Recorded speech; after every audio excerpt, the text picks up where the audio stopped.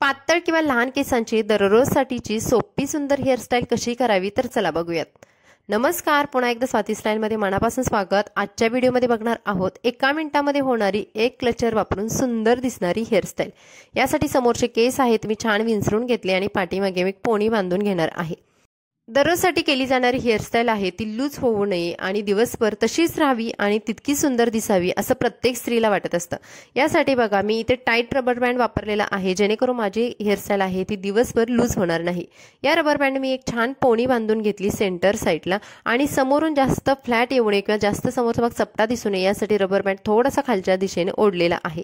त्यानंतर इथे घेतलेला आहे एक छोटा क्लचर आणि क्लचर लावलेला आहे। जिथे मी पोणी बांधलेला आहे त्याच्या थोडंसं खाली जाऊन हा क्लचर मी बांधून घेतलेला आहे। क्लचरने पूर्ण केस सिक्युअर केल्यानंतर क्लचरमधून येणारे खालचे केस आहेत त्यांचं 2 भागामध्ये पार्टिशन केलं। त्यामधला एक भाग आहे तो छान विंचरून घेतला आणि तो त्याच डायरेक्शनला म्हणजे तसाच वरती घेऊन गेलेली आहे मी आणि पुन्हा हा भाग रोल करून घेतलेला आहे।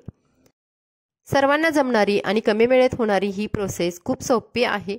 त्यानंतर दुसरा भाग आहे तो सुद्धा मी छान विंचरून घेतला आणि तो सुद्धा भाग मी वरच्या साईडला घेऊन जाणार आहे।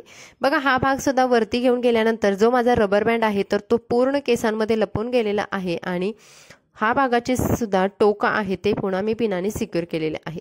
आणि आता तुम्ही बघाल खूप सोपी आणि सुंदर आपली अशी हेअरस्टाईल झालेली आहे। जर आपले केस पातळ किंवा लहान असतील अशा वेळेस आपण जर हा क्लचर वापरून ही हेअरस्टाईल केली तर आपले केस पाठीमागून मोठे बाउन्सी दिसतात आणि आपला बन जो बनलेला आहे तो सुद्धा तेवढाच अट्रॅक्टिव्ह दिसतो।